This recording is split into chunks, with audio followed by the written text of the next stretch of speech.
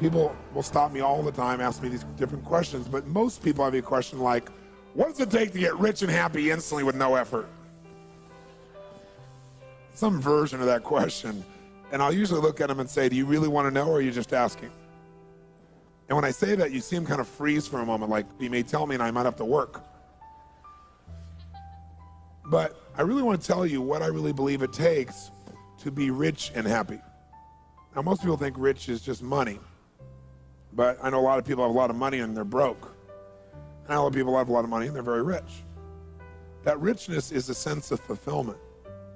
See, a lot of people have, quote, succeeded supposedly on the outside, but they're not fulfilled. And I'm here to tell you that success without fulfillment is failure. So how do you make sure you're really fulfilled? I mean, because it seems such an elusive thing for most people. Most people, they think, okay, if I succeed, then I'll be fulfilled. And they succeed and they're still not fulfilled. Or finally, if I have a kid, then I'll be fulfilled. And they have the child and it's great for a while and they're still not fulfilled. People are always looking for something more. And I would say to you that there's only two things that will give you fulfillment long term. We may talk more about this tomorrow in more depth, but we all have 6 needs that must be met. All human beings have them. We all have different goals, different desires, different ways of trying to make ourselves feel good, but we have the same needs. And the first need that everybody has is the need for certainty. We all have a need for absolute certainty because certainty is a survival mechanism. You have to have a certain amount of certainty to even function. Like right now, if you weren't certain these lamps, these lights up here were going to hold up, or the roof was going to hold on, then you probably wouldn't be listening to me a whole lot right now. Because without a base level of certainty, the floor is going to hold you up, you can't function. And how many of you have ever been to a place, by the way, where you had so much uncertainty in your life that it just freaked you out, like uncertainty about your job or your career, or about a relationship, and it made you crazy inside? How many have been in that place where you had so much uncertainty it made you not say aye? So everyone needs a base level of certainty. Now, we all try to get that certainty in different ways. So we have the same need worldwide. It doesn't matter who you go to, what country, what culture, what language a person speaks, what their socioeconomic background is. Everybody needs certainty. It is a human need, not a desire, a need. It's built into the human nervous system. But we all go about getting it differently. Like some people try to get certainty by having a routine that's the same every day so then they can be certain how it's going to be. Some people try to get certainty by, surrounding themselves with people that they're smarter than, so they feel like they're always in control of the situation, or by trying to control everyone. Some people get certainty by faith. There's no certainty, so they get it by having trust that they're guided. Everyone has different ways. Some people get certainty that they can be comfortable. That's the basic level of certainty, is that you can avoid pain and you can have some pleasure. Base certainty is just that certainty you can be comfortable. Most people get that by smoking or drinking or something like that. So everyone's going to find a way to meet their need. You've already found ways to get a certain amount of certainty in your life, or you wouldn't be listening to me right now. But the question is the way you're doing it, the way you're getting the need met, is it empowering you or disempowering you, or is it kind of neutral? If you're using drugs or alcohol to get certainty you can be comfortable, it obviously has many, many negative side effects. If you're using faith, it's a different one. If you're using your sense of identity, like, boy, I'm certain, not because everything around me is perfect, but I'm certain because I've always found a way. So my identity is I find a way, and that gives me certainty. So some ways will empower you. So now here's the interesting thing, though. When you get absolutely, totally certain about something, you know what's going to happen, when it's going to happen, how it's going to happen. Let's say in a relationship. You know what's going to happen, what they're going to say, when they're going to say it, how they're going to say it, what's going to occur. When you finally have this ultimate goal of certainty, this need, where you really feel like you're satiating it, you're fully meeting it, then what happens? You feel what? Bored. Right? So all of a sudden this thing you wanted so bad, this is funny because people go out and they work so hard to get what they want, then they get it and they're unhappy because now they're bored. It's like most people think the secret to life is make enough money so you'll never have to work again. And the truth of the matter is, if you spend any time with people who have achieved that, you'll find that they're miserable. And they usually start another business or do something else because that is not the secret to life. Because they get bored out of their mind and want to pull their hair out. Because everyone needs to grow and to be stimulated. So while we want certainty, when we get absolute certainty, we go nuts. And that's because God has a sense of humor and gave us a second need, the need for uncertainty, just to really screw you up a good, right? Just to see if you were paying attention. We have a need for certainty, but we simultaneously have a need for uncertainty. We have a need for variety. We have a need for surprise. We have a need to have things that we're not expecting happening. It creates excitement for us. That's what adventure is. If you know what's going to happen, when it's going to happen, how it's going to happen, it feels good for a while, then you're bored. You got to have surprises in your life. You got to have those things that make you grow. When you know what it is, it doesn't require growth. You can predict it.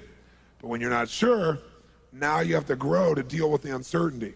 And that growth is what makes us feel happy as human beings inside. Now, you can get variety by doing drugs also. Change your state. You can get variety by going to a movie. You know, why do people go to movies? Because it gives them certainty and uncertainty. They're certain they're not going to die, even if the guy in the movie does, right? And yet they have variety. They can vicariously experience all this adventure and surprise and so forth inside that film. How many of you have ever rented a video of a movie you've already seen? Have you ever done this? Say aye. Now, why rent a movie you've already seen? Answer, because you're certain it's good and you're hoping you forgot enough that there'll be some variety, right? So these two are a paradox, aren't they? They seem to be antithesis of one another, and yet, as a human being, we need to have both of them to really feel good. The third and fourth human needs that all people have are number three is the need for significance. Need for a feeling like your life is significant, it's important, it's unique in some way, it's special, that your life has some kind of purpose. So we all have the need to feel significant, unique, to feel like our life has some kind of meaning. And what's interesting is, how do you go about it? You know, you can go about it by tearing everybody else down. I'm great because you're horrible. You know, there's two ways to have the tallest building in town. One is tear down everybody else's building. Right? That's what some people do. Other is work harder and build a better building. Right? Work like crazy. When everyone else takes lunch, you go for it. So what a lot of people do is to feel significant is they tear other people down, because then they can feel important. Like if you're moving backwards, I must be moving forward. There's an illusion there. Or you can get significance through violence. Why has violence lasted so long in humanity? Because it meets most of our needs in a very negative way, but it meets it. Listen, I have no education, no background. I live in the hood. I pull out a gun, stick it to your head. Suddenly I am significant. I didn't need education. I didn't need background. I didn't need to create any rapport with you. We have rapport, right? You're going to respond to me now. I'm significant, and I'm certain that I'm in control of the situation, and I got some variety because this is a unique situation where anything could happen. Meets three of my needs. Violence has been around in humanity's experience forever because it is a way to meet needs. A derogatory way, but it works. And since it works and doesn't require much effort, especially now with the tools of violence, where if you and I had a fight before and I had to punch it out with you, there was some consequence. But now with a high-powered rifle or something that can shoot off 100 shots in about a minute from a distance, I can be a coward and I can still feel significant. I can do whatever I want. There's no consequence to me. You can also do it in neutral ways. You can do it by, you know, dressing really uniquely, right? Like you have a unique style that makes you feel unique and significant. You could do it by skill sets. Having skill that no one else has or is very unique.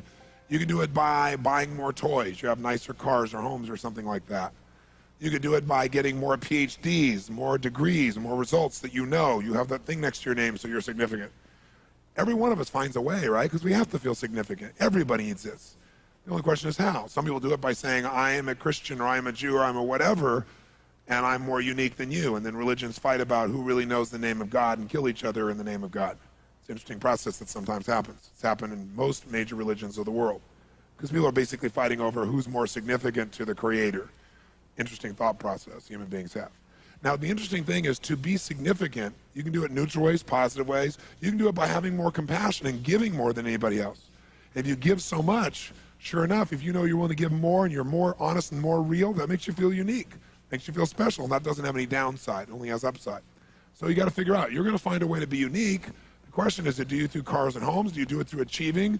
Do you do it by the kind of love that you share? Do you do it by, you know, doing something with people that makes them feel like you're superior? What do you do? But you do something. You do many things to feel significant. But the problem is, to feel significant, to feel unique, you have to be different than everyone, and that, of course, violates the fourth human need, because God does have a sense of humor. And the fourth human need is the need for connection and love. So while you're busy trying to be unique, and I have so many clients, super achievers in the culture, you know, actors, actresses, business people at the top, athletes, who their whole life they wanted to be unique, and then they got this total uniqueness, and now they have no connection because they feel like everybody's trying to get something from them now. They don't really feel the love and connection they wanted, which is the fourth need. Because to be unique and different, I have to be apart from you. This happens in people's intimate relationships all the time as well. Someone says, oh my God, I really want to be at one with this person. And then they start feeling at one with a person, and they love it for a while, and they go, oh, wait a second. I feel like totally loved and connected, but who am I? How am I unique in this world? I'm losing my identity. And then they freak out and pull back from the relationship. Because what they're trying to do is meet two needs simultaneously. You can get connection by being sick, and then everyone will come and pay attention to you. You can do it by creating problems. If you don't give a kid attention for doing something good, they'll do something bad to feel that you really care and you love them, to get your attention. And by the way, all adults are big kids. They do the same thing. Same thing as a child does. Sometimes a little bit more dramatic, sometimes a bit more painful, but the same things that kids do. Because basically most people are still 5 years old emotionally. So we respond the same way. Most of us are not directing. We have this great facade, but inside we're this little kid. So now here you are in this situation where you want connection. What else can you do? Well, you can have connection by just loving people. You can have connection by way of being in nature, or a connection to God through prayer. Or you can have connection by looking at a piece of art and feeling this sense of inspiration. You can have it through meditation. You can have it by making love, and you feel this total connection. You can have it through a pet. There's so many ways to get it. You're going to find a way. The only question is, on a scale from 0 to 10, where 0 is none and 10 is totally fulfilled, where are you? Most people find ways that really don't fulfill them totally to bring them up to a 4 or 5. So they're in no man's land. They're not really happy, but they're not unhappy enough to do anything to change it or make it better. And then if you meet these first 4, if you meet the need for certainty and uncertainty, called variety, and significance, and connection, you'll find a way to meet those. Those are called the fundamental needs. But you will not be rich, happy, fulfilled, really fulfilled, unless you meet the last 2, and very few people meet the last 2. These are the 2 that are the real secret. And that is, number 5 is you must grow. You must grow. And number 6 is you must contribute beyond yourself in a meaningful way. See, you can get certainty by controlling everybody. You can get variety by doing drugs. You can get significance by tearing other people down. You have connection by having a problem all the time that people have to fix. And so they pay attention and you feel loved by that. None of those make you a better person. The only way you're going to be fulfilled is if you pick a different set of vehicles. And those vehicles, or those ways of meeting your needs, must cause you to grow. Because no matter how much you earn, how many people think you're great, or what's wonderful in your life, if you don't feel like you're growing, you'll feel like you're dying inside. And anybody you've ever seen who has committed suicide, you thought, how could they do that? I mean, they had the world by the tail because they didn't feel like they're growing. And or, even if they were contributing, they didn't feel like their life had any meaning, that they were contributing beyond themselves. I bring this to your attention because I've seen so many people develop such great skills and still be unhappy. So if these are the 6 needs, you got to decide how you're going to play this game. And there's certain beliefs you have that make you do things a certain way, and they may not be serving you, but you keep doing it because it meets some of your needs. It's like, for example, anything a human being does, remember I said they have a reason. So if you smoke cigarettes, even though you know it's terrible, you do it because it meets some of your needs. Maybe initially you did it to be significant, or to feel connected to some friends. Or maybe you're so stressed, you're certain when you smoke, you can relax. So now we stop you from smoking, well, you're gonna go for something else, because you gotta still feel that comfort, or you gotta still feel significant. So unless we understand what our brain is doing, most of us in life have no idea how to win the game of life. We don't know what the target of the game is. We don't know the goal. And so it's pretty hard to win a game when you don't know what the goal is. I'm here to tell you, having been with a couple million people from 65 countries and having heard every story you can imagine. I've dealt with people with 152 personalities who started splitting in the middle of a seminar while Diane Sawyer was actually covering a businessman sitting next to this woman, and she split in 152 personalities, been in therapy for 30 years, and integrated her in 40 minutes on the spot. And Diane and I'm saying it's a miracle, and saying, but it can't last. So they waited a year to do the story and followed her for a year, and she never broke down again. I've dealt with that, to people with 152 personalities, to people with like no personality who have a bigger problem, right? Okay, much bigger problem, right? I've dealt with, the kid in the South Bronx addicted to crack cocaine, and I've dealt with the top CEOs in Hollywood addicted to cocaine, I mean, I've seen it all, and there's nothing I haven't seen. I've seen people physically abused, emotionally abused. I've seen everything you can imagine to see. You don't have to be bright to see there are patterns. And all these patterns are just trying to meet these same 6 needs. And most people don't know what they're after, so it's kind of hard to get your outcome when you don't know what it is. So what I want to talk to you about for a few minutes here is those last 2 called growth and contribution. Because those are the ticket to freedom. And then we'll go through some fun skills, but I want you to think about your philosophy of life. Because while it's great to have these tools, you need both philosophy and skill to make your life work. If you've got great skill and no guiding philosophy, no guiding set of belief structures, then you are a person that has wonderful mechanics, but you're not really going to be fulfilled and you're not going to make a difference in the world.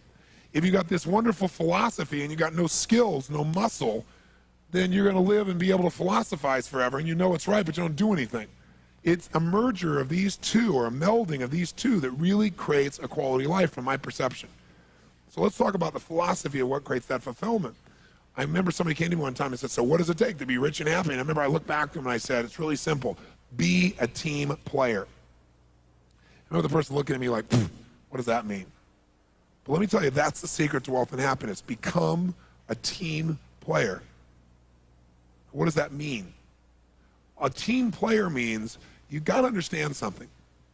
Human beings are really unique. Here's what's unique about us.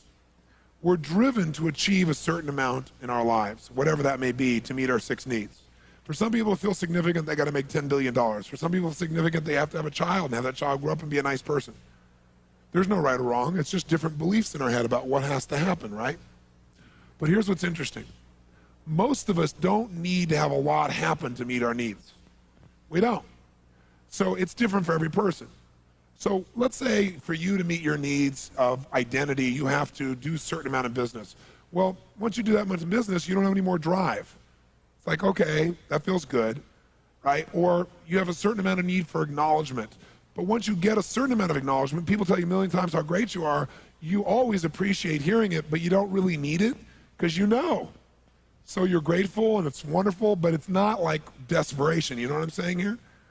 And so a certain amount of money, certain amount of respect, certain amount of accomplishment, certain amount of something, and then we kind of lose our drive because we enter our comfort zone. How many follow this? Say I. So once you're in your comfort zone, you're not driven anymore. Here's the problem. When you get in your comfort zone, you're not driven, you no longer grow. When you're not growing, you start to die inside.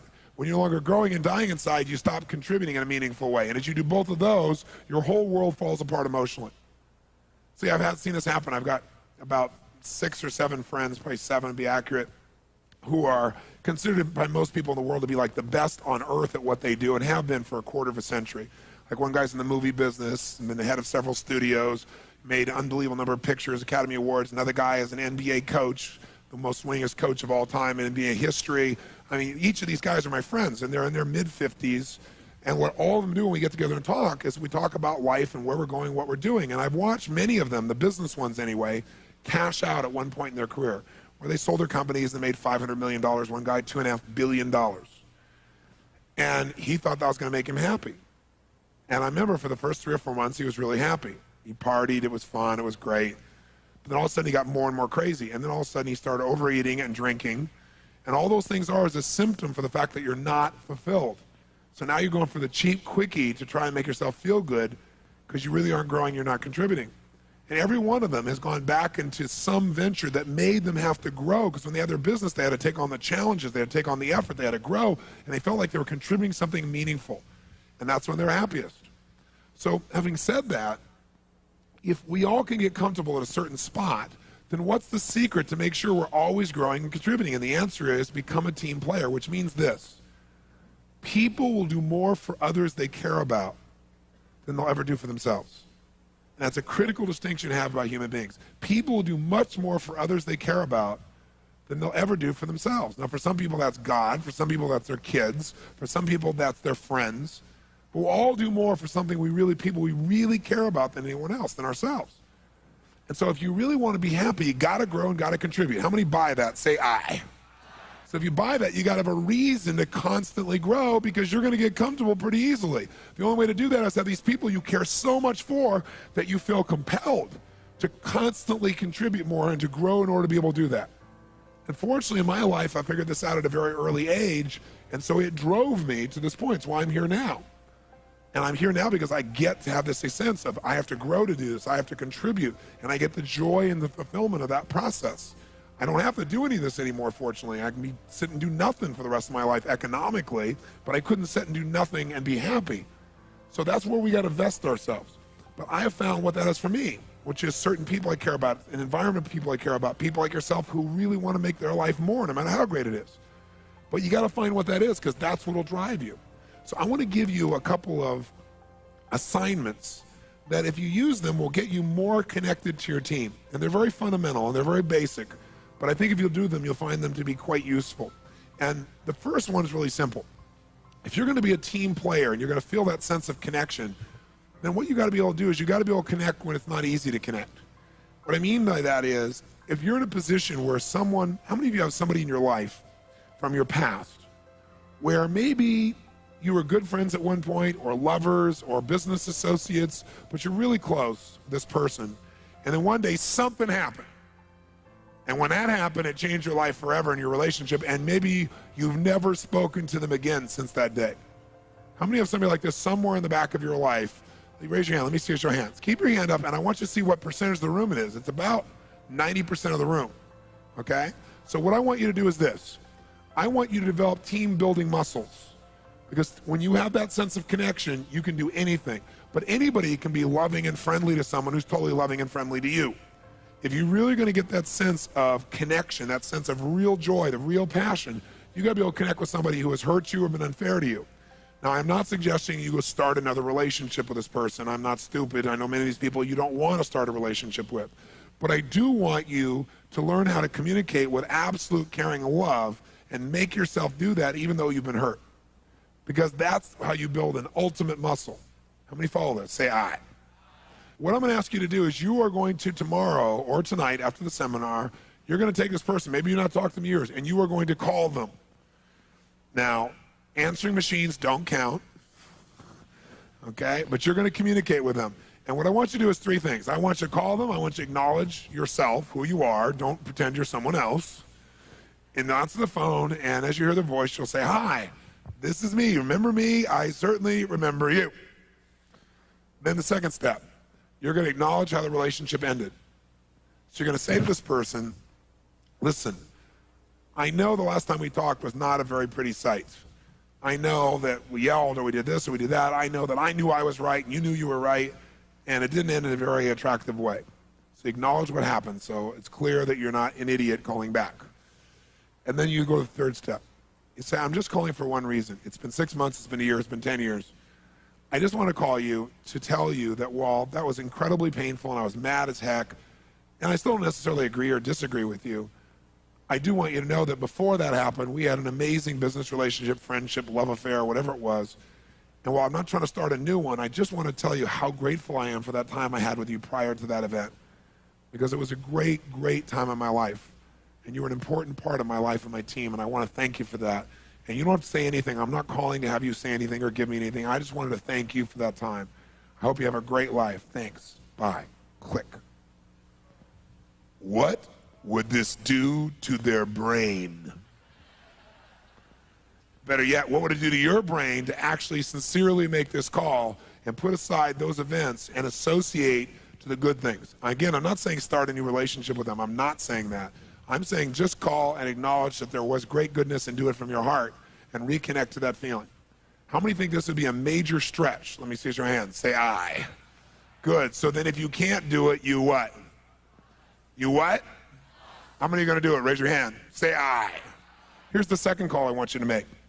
The second call is not painful. You'll want to make this call. Before you turn the page, let me ask you, how many of you out there have had an experience where there was somebody who you're really close to, somebody you really appreciated, really enjoyed, really loved, and you didn't have an argument, you didn't have something negative happen, you just got so busy, and they got so busy, and you're like in different places, and you didn't call for a while, and the more you didn't call, the weirder it felt not to call. And then, since you didn't call for so long, it really felt weird not to call, and now you haven't called forever, and you kind of, like the commercial says, kind of drifted away. And it wasn't because you were upset with them at all. How many of you have someone like that somewhere in your life? Raise your hand, say I. That's your second call. What are you going to do? Call them up, acknowledge who you are, do the same thing, acknowledge what happened. Tell them the truth. Say, listen, you know, I'm calling. I'm sure you don't have any time to talk right now. We don't need to. I'm just calling to tell you one thing. And that is that I think about you a lot. That, you know, I haven't talked to you in so long that after a while, I'm telling the truth. I didn't call for a while. You didn't call. I was busy. You were busy. And then it felt weird to call. So the reason I'm calling is so it doesn't feel weird to call in the future. Right? I'm just calling to tell you I love you, and I'm so thrilled that you're part of my team. And even if we don't talk for 2 years, I always care about you. And if you ever want to talk, I'm always here. I know you probably don't have any time, so I just want to say thanks. Have a nice night. No, that person I guarantee will stop you. I say, oh, no, I'm so glad you called. And what it'll do is it'll take a part of your life, like one thing you can finally put behind you, this thing you can put back in front of you, and reconnect with it. And I think you're going to find that it'll have a really wonderful processional effect. Like, when you drop the rock in the water, it doesn't stop there when it hits the water. It has this neat little wave effect on your life. Same thing happens when you reconnect with someone you really consider to be a friend. It has an impact on things that you normally wouldn't measure in that area. How many want to make this call also? Say aye. And here's the third assignment. The third assignment in team building is I want you to make a list of all the key team members of your life. And what I mean by that is anyone you consider to be part of your team. Team can be intimate loved ones. It can be family or friends. Team can be those people you work with who you really, really care about. But I'm talking about your close inner team of people. The people that you care about. The people who have their feelings about you as influence over you. The people that you would be driven to give to and to serve, and therefore would need to grow and contribute in some way. And what I'm going to ask you to do is I want you to write next to each person's name some unique way you're going to let them know you care about them in the next 30 to 45 days. Some unique way. Because what we all assume is that everybody knows we love them, but we don't. People don't. They forget. Or if they haven't experienced it in a certain way, they don't know. So I want you to do it in a unique way. Because again, people do weird things. If they can't get that love or that connection in a good way, they do weird stuff to get your love and attention. So you don't want to wait till there's a challenge or there's a problem. And so I'm going to ask you to do it proactively. Now, for example, how many of you have kids? Let's see a show of hands. Wow. How many of you have teenage kids, as an example? Great. Another breed, aren't they? So now, here's what I want you to do. I want you to make your list, and I want you to come up with a unique way to make them feel totally loved. Now, let me tell you what's great about this. Number one, you'll increase your connection and sense of team. Number two, you'll have a blast coming up with creative things. Number three, you'll feel wonderful when you're doing it. And when all those wonderful things are happening, it'll affect your career, believe it or not. Because it'll affect the way you feel about yourself and your identity and what you're doing and your life, and it enriches everything. These little things mean everything. I'll give you an example. When I married my wife, Becky, I wanted to have 4 kids. I got 3 instantly. And all of a sudden, here in a short time, we have 4 kids. And I had kids at that time. My youngest, I think, was 4, and my oldest was 17, and I was 24 years old, right? So that makes you grow up pretty quick, right? So I found myself in a place where it's like, wow, here I had this great love affair with my wife, and I really love these kids, but all of a sudden, wham, man, they were in my life quickly, rapidly, powerfully. And I had to feel how to deal with that. And it was very difficult at first, extremely difficult, because I felt like, oh, I was getting less connection. I was less significant than the kids were and so forth. It was very difficult. But gradually what happened is I love these kids so much that it expanded my life. It didn't mean less significance, less connection. It meant I could have them from more places and at a deeper level. And now it's one of the greatest gifts of my entire life. If you ask me, are you a successful man? I would say yes. And my number one criteria is what incredible kids I have, who they are as people, which I think they've done on their own, but I think I've certainly helped to shape some of their core value structures and belief structures, which is the only thing you can shape. You can't control behavior, but you can certainly shape a good deal of what somebody values and believes by your example and your caring. And so when this first happened, I also was 24 years old, starting my career. I was doing an average of 200 days a year on the road, right? I was building and doing everything, so I'm not even there most of the time. So these kids are in my life, and I'm thinking, my God, how do I connect with these kids? How do they know I love them when I'm not there? And the only solution I could come up with was, okay, I got to be there, number one, and number two, I got to really be there when I'm there. You know, I had 4 fathers myself, and the one who I consider to be my real father is not my birth father. You know, he's not my father genetically, but the one I mentioned who passed away was the one I was closest to, and I had the least amount of time with him. But I really had what I call magic moments with him. Just moments I'd never forget as long as I live, and they helped to shape a good part of who I am and what I believe and value. And so I thought, that's what I got to do. I got to create magic moments with these kids, but I decided to do it the way I'm asking you to do it, strategically. Not like just, okay, I'll figure a way, to really put focus into it. And so I looked at each kid, because each kid has different needs to know they're loved. So as I looked at that, I was able to do it, and I thought about, I don't want to just do this to my kids, I want to do this with the whole world. So you got to decide. Are you going to blast through your life and forget what you really love? What you really, really live for? Because you're busy trying to achieve something. Or are you going to do both? Live fully and blast through everything you want to achieve too. The only way you do that is if you understand team. Inner team is the most important thing. So that's my challenge to you, is to make it the most important thing, including, by the way, the team inside of you. Because for years, I took first 7, 8 years of my career, I didn't take one day off. I worked 7 days a week. That was it, because my whole identity was, I don't stop. But I've also learned through lots of pain that if you just give to everybody else but yourself, pretty soon you're empty and you got nothing to give back. And so I learned gradually to really give myself things, give myself time, give myself little events. And I want you to do that. So I have one other assignment for you. And that is, I want you for the next 4 weeks to promise me one thing. Besides coming up with your plan to take care of your team, that you come up with a plan that gives you 1 hour a week for the next 4 weeks where you do something for you that you normally will not do for yourself. I don't know what it is. Everybody's different. Maybe it's just a walk on the beach or a walk away because you never give yourself time by yourself. Maybe it's buying yourself something you would never do because you go, oh, that's stupid, I don't need that. Do it anyway. Because I'll tell you what will happen. When you give to yourself, you'll have something to give to others. You know, the Bible says, love thy neighbor like thyself, which presupposes that you would love yourself. That's not a very popular thing because most people who pretend to love themselves really don't. They don't really love themselves, they hate themselves. Giving to yourself is a gift that when you give to yourself and you're so much happier, so much more alive, you're able to give to others.